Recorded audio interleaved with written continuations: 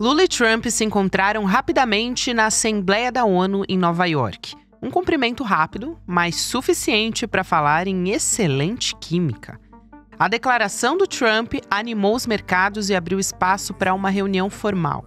Desde então, o Itamaraty trabalha para agendar um telefonema entre os dois. O contato seria a primeira conversa diplomática sobre o tarifaço de 50%, que afeta exportações brasileiras para os Estados Unidos. Mas a situação não é tão simples. O decreto americano foi redigido em tom duro, falando em emergência relacionada ao Brasil. E a paralisação do governo dos Estados Unidos, o shutdown, pode atrasar tudo. Brasília estuda um plano B. Um encontro presencial à margem da cúpula da Associação de Nações do Sudeste Asiático, na Malásia. Até lá, o desafio é garantir pelo menos uma nota conjunta ou a criação de grupos técnicos de trabalho. De um lado, Lula busca defender a soberania e reduzir impactos econômicos. Do outro, Trump fala sua base política e usa o tarifaço como instrumento de pressão. O encontro, se acontecer, pode ser um marco ou apenas uma foto sem resultados. O fato é que a conversa entre Lula e Trump já se tornou um teste para as relações entre Brasil e Estados Unidos. Quinta-feira, 2 de outubro de 2025.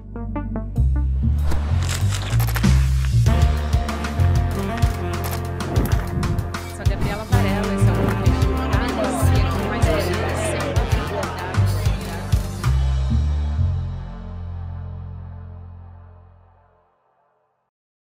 Olá, seja muito bem-vindo, seja muito bem-vinda. Eu sou a Gabriela Varela, esse é o videocast em Detalhes que está começando. De segunda a sexta-feira, a gente sempre vai analisar uma temática e uma notícia importante do momento.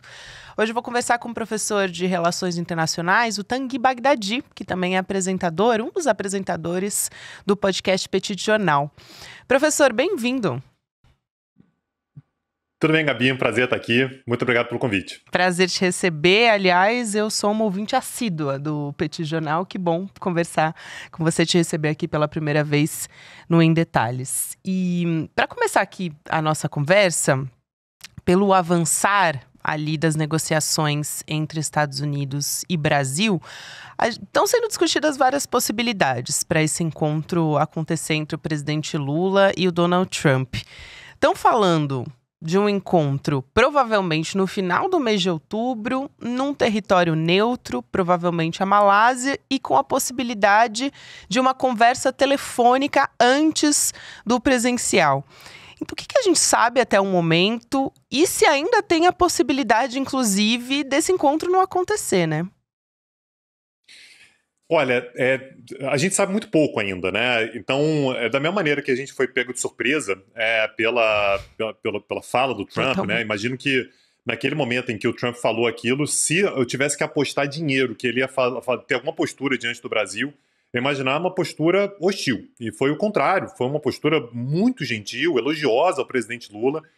E naquele momento começou, portanto, uma certa tensão que foi a possibilidade desse encontro acontecer na Casa Branca. Foi a primeira possibilidade que se aventou, que seria, aliás, essa semana agora, a gente já viu que não vai ser, e seria na Casa Branca. Isso gerou uma apreensão no Itamaraty, com razão, por conta de alguns episódios recentes que mostraram que muitas vezes o Trump consegue deixar a sua contraparte, né, quem está sendo recebido na Casa Branca, em condições muito complicadas. Isso aconteceu com o Zelensky, né, o presidente da Ucrânia, isso aconteceu com o Friedrich Merz, o chanceler alemão, então também teve uma saia justa ali, e teve, pior ainda, com o Ramaphosa, né, o presidente da África do Sul.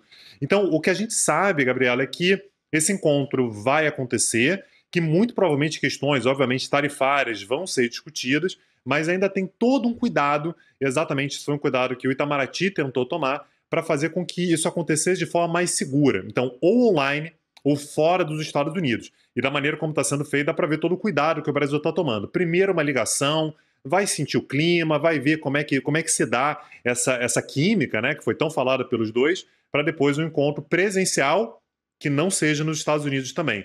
Tanto o Lula quanto o Trump têm essa característica, né, de ser uma coisa muito do momento, do contato, do olho no olho. Foi assim que eles se encontraram ali entre os discursos, né, na Assembleia Geral, e vamos ver como é que isso vai se dar, portanto, quando esse encontro acontecer, se acontecer, né, se vai ser na Malásia e tudo, tem chance de não acontecer? Sempre tem, mas me parece que a coisa está mais ou menos encaminhada.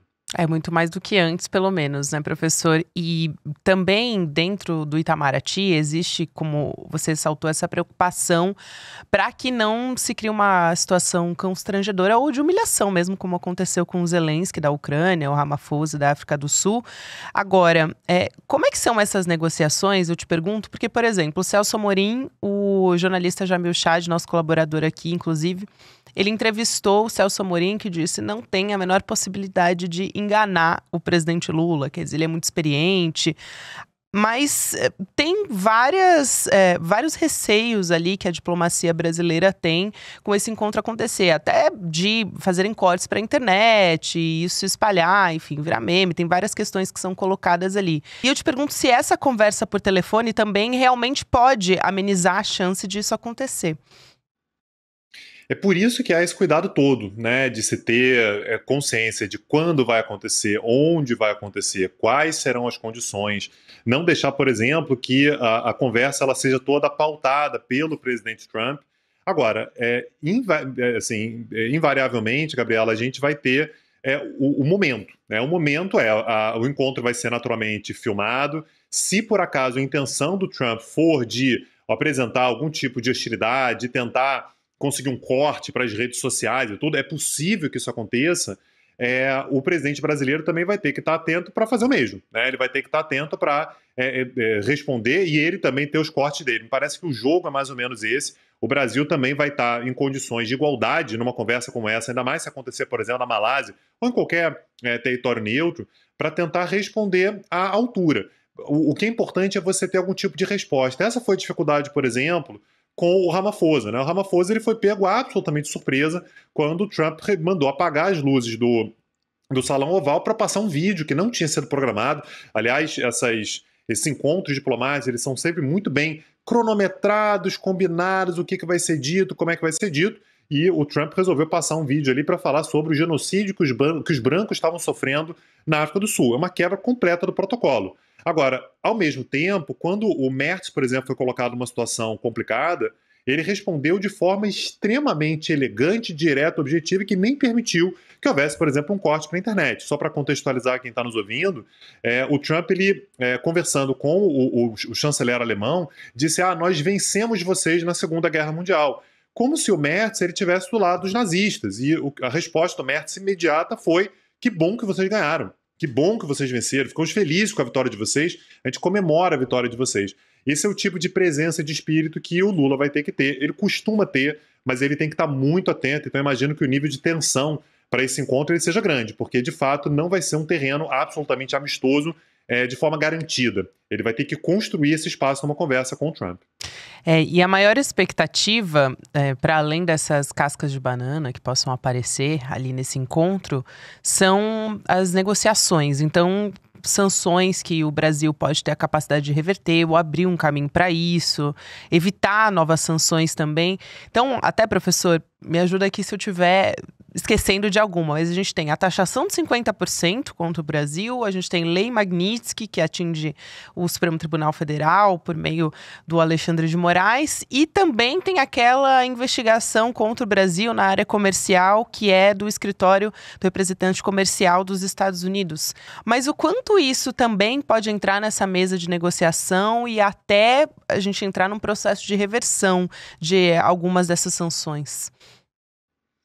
Olha, a gente tem que ter consciência de como é que os Estados Unidos estão sendo governados agora. Uhum. O Trump ele tem um poder hoje que ele não teve no seu primeiro mandato. No primeiro mandato ele tinha uma série de balizas, ele tinha o próprio partido dele, ele tinha um partido democrata mais forte.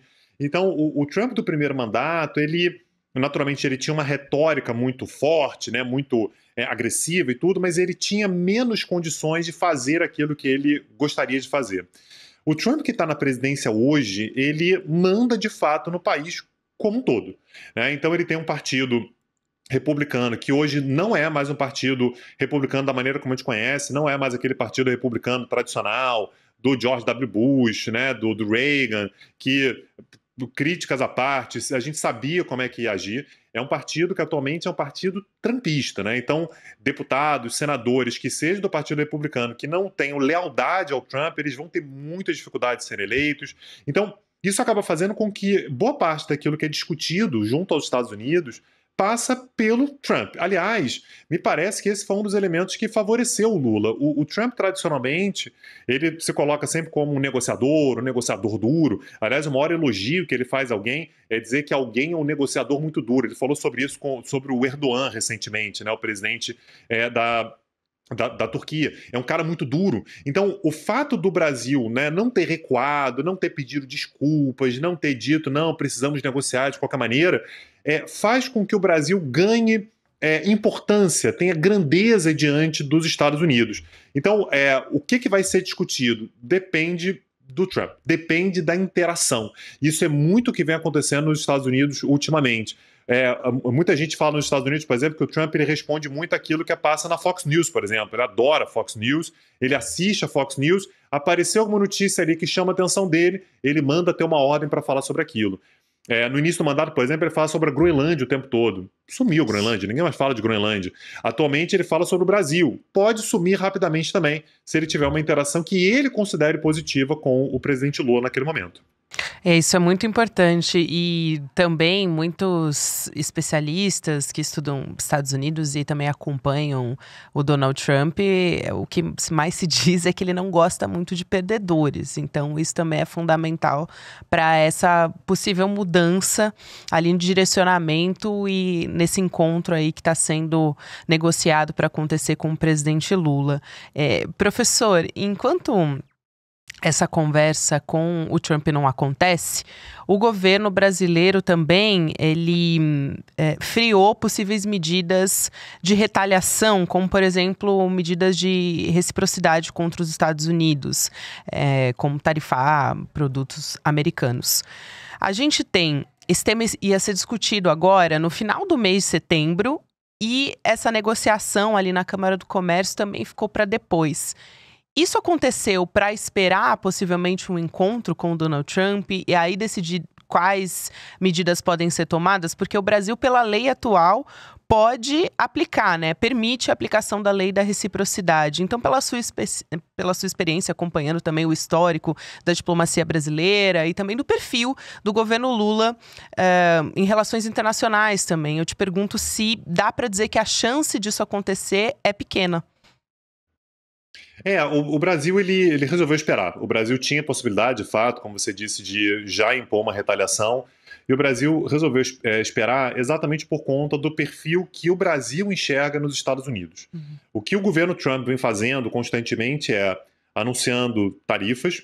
Aliás, você chamou várias vezes as tarifas de sanções porque é o que elas são, né? Então, o nome é tarifa, não é exatamente uma sanção, mas é como se fosse uma sanção.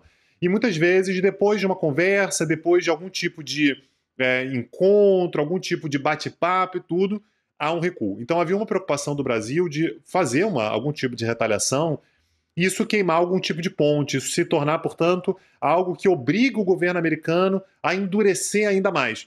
O Brasil ele vai sofrer relativamente pouco com as tarifas, ele já sofreria relativamente pouco, ainda teve todas as exceções que, enfim, resguardam uma parte importante da economia brasileira, né, que depende dos Estados Unidos, como a Embraer.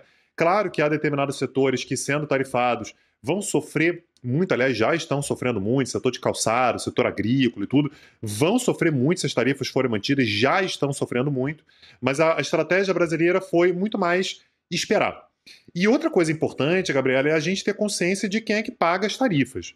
O que o Trump está tentando fazer o público americano comprar é a ideia de que, quando você tarifa o Brasil, é o Brasil que está pagando as tarifas.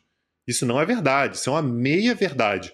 Quem paga essa tarifa é o consumidor americano, que vai ter duas opções. Ou compra o produto feito nos Estados Unidos, que provavelmente é menos competitivo do que o produto que é comprado do Brasil, né, que vem do Brasil, ou então vai comprar o produto brasileiro com uma sobretaxa muito grande. Você acaba tendo uma medida arrecadatória importante, né? O governo americano, aliás, vem se vangloriando de que está arrecadando muito com tarifas, mas é o consumidor americano que consome, que paga, essas tarifas. Essa é a preocupação com relação ao Brasil também. Se o Brasil aumenta a tarifa sobre produtos americanos, vai pressionar a inflação. É o consumidor brasileiro que vai acabar pagando mais caro por produtos que vêm dos Estados Unidos, que tinha uma tarifação relativamente baixa e que passariam a ter, você imagina, uma tarifa de 50%.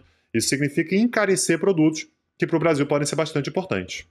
E aí eu lembro também dessa negociação, tem o setor do empresariado entrando muito forte nessas negociações também. A gente fala, antes de acontecer nesse discurso do Donald Trump, essa fala sobre a química entre Trump e Lula, também o que se soube depois, até por documentos que foram obtidos pelo Estadão, uma apuração deles, que houve muita negociação do Geraldo Alckmin com o Jameson Greer, né, que é representante comercial dos Estados Unidos. E, em paralelo a isso, também tem 2 canais ali, 2 empresas que chamam mais atenção nessas negociações, que são a Embraer. A Embraer, aliás, está sendo afetada com tarifa de 10%, que é bastante para a Embraer, mas enfim, tem fábrica nos Estados Unidos, movimentação de empregos, tudo isso está sendo calculado, né? Previsão de investimentos. E tem a JBS, que aí é mais ainda porque no setor de carnes a tarifa é de 50%. E tem altíssimos investimentos também nos Estados Unidos, a JBS, né? Então, eu queria te ouvir um pouco sobre essas ações de bastidores que estão sendo feitas ainda. Até o que se diz é que ninguém conseguiu acessar tanto o alto escalão dos Estados Unidos como o Joesley Batista, da JBS. A JBS é, salvo engano, uma das maiores produtoras de carne dos Estados Unidos, o que não é pouca coisa. Os Estados Unidos são um país que tem uma produção de carne muito importante e a JBS, portanto, tem um destaque. Agora, a minha resposta para isso, Gabriela, volta para o ponto que eu trouxe agora há pouco. Houve toda uma tentativa do Brasil de mobilizar empresários, o Geraldo Alckmin. O Alckmin é um quadro histórico do PSDB, sabe? Que então poderia passar ali, olha, não é o PT que está falando, são os empresários brasileiros e tudo. Empresários que têm conexões, que têm contatos nos Estados Unidos, tentaram, mas no final das contas, tudo vai dar no salão oval da Casa Branca. É o Trump que decide tudo. E existe uma preocupação dos Estados Unidos que é com relação à possibilidade de você que trabalha nos Estados Unidos, você que é um funcionário do governo americano, você que trabalha lá no Departamento de Comércio, fazer algum tipo de concessão, negociar alguma coisa e ser desautorizado pelo Trump em público. O Trump tem esse perfil de querer saber de absolutamente tudo que está sendo negociado. Então, dessa maneira, tanto empresários quanto o próprio vice-presidente do Brasil tentaram, vão avançando, chegam ali nos arredores, mas há uma preocupação muito grande de alguém fazer alguma concessão que não seja autorizada diretamente pelo Trump. É por isso que esse encontro ele é tão importante, né? O Lula tem que encontrar com o Trump, então, naturalmente, foi uma proposta do Trump. O Trump, aliás, colocou o Brasil numa situação de não tem como negar, tem que ir, isso foi anunciado na Assembleia Geral. O Lula tinha acabado de discursar, aliás, falando muito sobre os Estados Unidos, sem nunca mencionar os Estados Unidos, mas falando muito sobre os Estados Unidos. Vem o Trump com uma postura muito mais amistosa do que se imaginava. Então esse encontro ele tem que acontecer e para o Brasil é muito importante que ele aconteça, porque se não passar pelo Trump, não vai ter qualquer tipo de alívio e aí pode se tornar uma coisa que praticamente se naturaliza. O tempo vai passando e os 50% de tarifa vão ficando e os impactos vão sendo sentidos. Mas a preocupação que você tem é mesmo o Joesley, ele vai tentando, mas na hora que chega na porta da Casa Branca, depende do Trump ter feito algum tipo de concessão. Eu também queria aqui entender um pouco se o perfil do setor ali do governo dos Estados Unidos que entra mais forte na negociação, se isso também pesa, de repente, para que caminho que pode ter essa discussão, essa conversa do Lula com o Trump, ou se no fim das contas isso também, né, o Trump é imprevisível, como a gente está conversando aqui. Mas, por exemplo, se tem figuras mais ligadas ao comércio, como o Bessent ou o próprio Jameson Greer, que a gente comentou agora, que estava nesse contato muito direto com o vice-presidente Geraldo Alckmin, ou que tem uma ênfase maior nessa questão comercial. Ou então, se a gente olha mais para setores como o Departamento de Estado, alguém que pode levar para um caminho mais de uma discussão política, por ter um perfil mais pró-Bolsonaro nessas discussões, se tudo isso também influencia ali no que pode sair. Influencia pelo fato de que você tem perfis muito diferentes. Então você tem, só desses que você mencionou, por exemplo, você tem o Bessent, né, que é o secretário de Tesouro, que é favorável a uma postura um pouco mais moderada, não tem necessidade disso, vamos conversar, vamos tentar imaginar alguma saída e tudo, e já foi desautorizado pelo Trump algumas vezes. Quando você fala sobre o Departamento de Estado, A gente tem lá o Marco Rubio, que é um cara que é de origem cubana, ele tem a América Latina como o tema dele, né? O tema que ele gosta, o tema que ele quer trabalhar, e ele quer colocar pressão sobre governos que não sejam aliados dos Estados Unidos, leia-se o Brasil. Então a questão Bolsonaro, por exemplo, ela aparece em grande medida a partir do Marco Rubio.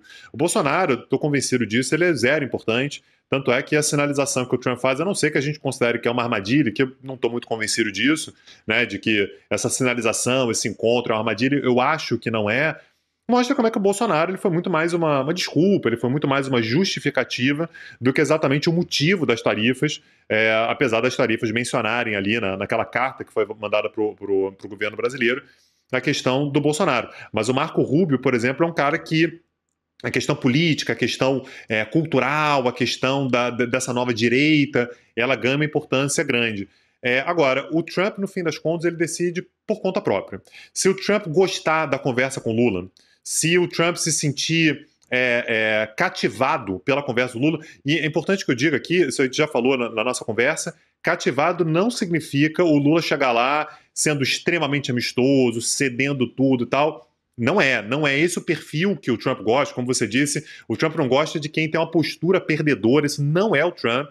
Então, se por acaso essa química ela se mantiver, nada do que o Marco Rubio, o Bessent ou qualquer outro disserem vai fazer diferença, é a vontade do Trump que vai prevalecer. Mas sim, ele recebe ali no gabinete dele pessoas que vão ter opiniões para cá, para lá, inclusive empresários, né? Empresários americanos que estão olhando para essas tarifas e falando, senhor Trump, você está dificultando para eu ter acesso a produtos que são importantes para a minha produção. Não por acaso, a Embraer, por exemplo, entra ali nas exceções. Continua tendo uma tarifa de 10%, é mais do que a Embraer gostaria? Sim, mas não é 50%. Por quê? Porque o principal mercado da Embraer são os Estados Unidos, está cheio de empresários nos Estados Unidos que já comprou produtos da Embraer e está esperando receber. Vai pagar tarifa, de repente vai inviabilizar, não vai ter como comprar. Então, essas pressões todas, elas fazem parte da política, e nos Estados Unidos não é diferente, com a diferença de que, nos Estados Unidos, quem vai dar a palavra final é o presidente Donald Trump, e ponto final. E você citou o Marco Rubio, professor, a expressão dele na Assembleia da ONU, quando ele ouvia o discurso do Donald Trump, também ficou muito nítido, assim, que ele não estava nada satisfeito com o que ele estava vendo. Aliás, ele é próximo ao bolsonarismo, e pegando aqui o gancho para falar de como os bolsonaristas reagiram a isso, Paulo Figueiredo, o próprio Eduardo Bolsonaro, que tem articulado muito contra a economia brasileira, enfim, eles tentaram emplacar a ideia de que o Trump, na verdade, ele estava sendo um genial estrategista político, que ele queria chegar ali na Casa Branca e humilhar o presidente Lula, ou então fragilizar mesmo para conseguir criar vantagens para uma negociação. Qual é a leitura que você faz disso, professor? Eles estão blefando? Olha, é sempre o problema de você analisar a política tendo uma premissa que é inflexível. Então, se eles partem da premissa de que o presidente Trump está absolutamente abraçado à causa do bolsonarismo, a consequência lógica é essa. No momento em que há uma sinalização ao presidente brasileiro que é antagonista do Bolsonaro, isso só pode ser uma armadilha. Mas não tem nada que corrobore essa leitura, né? No fim das contas, o encontro vai acontecer. O encontro não aconteceu às pressas, né? Então, o que eles iam obrigar o presidente Lula rapidamente mudar os seus planos para ir para a Casa Branca e lá tudo pode acontecer. A gente já viu que não vai ser, provavelmente vai ser em território neutro, deu-se um tempo, vai ter uma conversa telefônica antes. Pode ser uma armadilha? Pode, mas nada indica nesse momento que seja exatamente uma armadilha. O Trump, aliás, quando a gente fala sobre questões ideológicas, ele está longe de ser um cara que se nega a dialogar com pessoas que pensam diferente dele. Ele é claramente um cara da extrema-direita, ao mesmo tempo em que ele foi o único presidente americano que já pisou na Coreia do Norte. Tá aí uma reviravolta que a gente não esperava, né? Ele é um cara que, apesar de ser um presidente dos Estados Unidos, né, e isso sempre tem uma carga muito grande, ele considera que tem uma relação muito boa com o Putin. O Putin também é um cara de direita, mas é um cara, é o presidente da Rússia, né? É um cara que está ali invadindo a Ucrânia, que é um aliado dos Estados Unidos. Então, o Trump não tem muito isso de, não, mas o Lula é do Partido dos Trabalhadores no Brasil, então eu automaticamente não gosto dele. Eu consigo imaginar perfeitamente ele dizendo que o Lula é um grande cara, que foi um negociador muito duro e que teve que fazer grandes concessões e que agora, portanto, as tarifas vão baixar. Assim como eu também consigo imaginar o Trump perfeitamente fazendo o contrário disso e tentando colocar o Lula em maus lençóis. Mas essa narrativa que foi colocada tanto pelo Eduardo Bolsonaro quanto pelo Figueiredo, elas têm também uma ideia de tentar adiar o problema. Não, olha só, isso não foi uma derrota para a gente vai ver mais para frente. E imagino que esteja, inclusive, pressionando nos Estados Unidos para que haja uma postura mais hostil ao governo brasileiro nesse encontro, quando quer que ele aconteça. Claro, aliás, exatamente esse o perfil que a gente tem acompanhado, né? Tanto do Eduardo quanto do Paulo Figueiredo. E dá pra gente pensar que talvez tenha um limite essa conversa com o Trump, entre Lula e Trump, porque anistia, soberania, o presidente Lula sempre tem dito publicamente que essas questões são inegociáveis.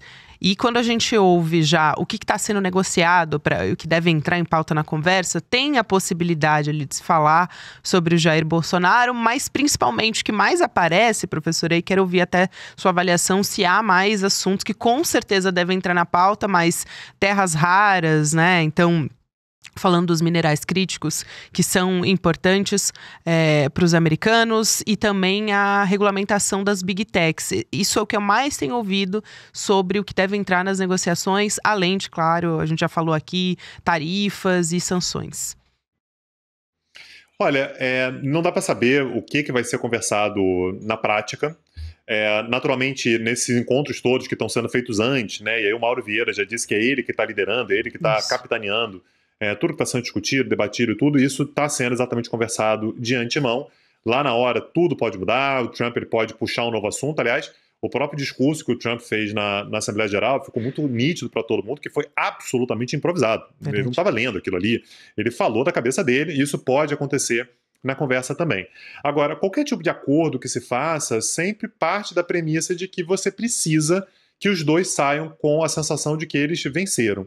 Se o presidente Lula, em algum momento, falar sobre anistia, isso já vai soar como um recuo do governo brasileiro e, inclusive, vai desmontar uma tese que o Lula vem trazendo, aliás, de forma correta, que é o executivo brasileiro não tem qualquer interferência no STF. Eu não posso falar que vai ter algum tipo de interferência no judiciário, na decisão do STF, tudo, porque seria um recuo da narrativa e do discurso do governo brasileiro. Agora, outros temas relacionados a terras raras, relacionados a big techs, relacionados às tarifas, relacionados à Amazônia, isso é proibido de entrar na pauta? Não acho, aliás, não me surpreenderia que entrasse na pauta, desde que houvesse alguma possibilidade do Brasil também sair como um vencedor, como um vitorioso, porque senão não tem acordo, né? Então, a possibilidade disso acontecer é grande. São dois negociadores, tanto o Trump quanto o Lula têm um perfil de ser negociadores, de terem uma capacidade de improviso na hora, que é importante. Você tem uma intensa negociação de antemão, com uma margem ali para improviso, né, para o que vai acontecer na hora, mas me parece que o Brasil não deve tocar em temas relacionados à soberania, a judiciário, que é coisa assim, mas outros temas eles estão abertos, né? Imagino que, claro, né, o governo brasileiro não quer fazer concessões em temas que são sensíveis assim, que principalmente pegam muito na base, né, na base eleitoral, na base de apoio do governo, mas de qualquer maneira, me parece que essas discussões elas podem sim aparecer na mesa de negociações quando o encontro acontecer, onde quer que aconteça. Sim, vamos ver até onde vai o limite para esticar essa corda. Professor, quero muito agradecer sua presença aqui. Foi um prazer te receber e espero te encontrar numa próxima oportunidade. Obrigada. Eu que agradeço, fiquei feliz de saber que você é nosso ouvinte e estou à disposição para as próximas oportunidades. Estou lá semanalmente junto com vocês. Valeu, professor. Até mais. Tchau, tchau. E quero convidar você para continuar junto com a gente para acompanhar a nossa estreia aqui no ICL de um novo documentário que a gente vai transmitir aqui de forma gratuita para todos que nos acompanham. Então, dia 9 de outubro, vai ser uma quinta-feira, tá, gente? 8 horas da noite, você pode acompanhar a nossa estreia de Vai pra Argentina, Carajo, que o Eduardo Moreira foi desconstruir uma questão ali de que está se dizendo que existe um milagre econômico com o Javier Milei na Argentina. Será que isso é verdade mesmo, gente? Ele já foi no documentário anterior dessa série. Até agora a gente tem 2, né? Documentários, mas pode ser que venha uma série por aí, quem sabe? Não, a gente teve o Vai pra Cuba Eduardo e agora a gente vem com esse novo documentário da Argentina para desconstruir essas grandes manchetes que têm aparecido por aí, e o Eduardo vai trazer aqui se é verdade mesmo do que está por trás dessas fake news sobre a América Latina. Então, deixa o seu e-mail em detalhesicl.com.br, faz a sua inscrição que você recebe o alerta quando estiver começando o nosso documentário. Vale muito a pena acompanhar. Agora você vai ficar com o Mercado Investimentos e depois o Rolê ICL, para você que me acompanha aqui pelo YouTube. Você que me ouve pelas plataformas de áudio, tem episódio novo que você pode ouvir em qualquer momento do seu dia. Novidades de segunda a sexta-feira você encontra por aqui. Até a próxima. Viva la libertad, carajo! Esse era o grito de guerra de Javier Milei para seus apoiadores. Um rugido de um anarcocapitalista de personalidade instável e autoritária, mas que para milhões de argentinos significou perder direitos, perder emprego, perder rendas, perder futuro. Eduardo Moreira foi então à Argentina investigar o que a mídia não mostra. E aí vem Vai pra Argentina, carajo! A verdade que precisa ser contada. É um filme continuação do premiado Vá para Cuba, Eduardo, que é sucesso internacional do ICL. A estreia de Vai para Argentina, carajo, vai ser dia 9 de outubro, quinta-feira, às 8 da noite. Se eu fosse você, eu não perderia por nada. E é de graça. Até lá. Cine Liberta, um programa de cinema do ICL que abre as portas para um acervo com mais de 200 documentários nacionais e internacionais reconhecidos mundialmente. Toda sexta-feira, às 7 da noite, selecionamos um documentário especial para você. Histórias que emocionam, revelam e transformam a forma de como vemos o mundo. Depois da sessão, nós vamos receber convidados especiais para comentar o filme e discutir os pontos de cada obra. Cine Liberta, toda sexta às 7 da noite, em nossos canais do YouTube. E para mergulhar no catálogo completo, acesse o ICL+.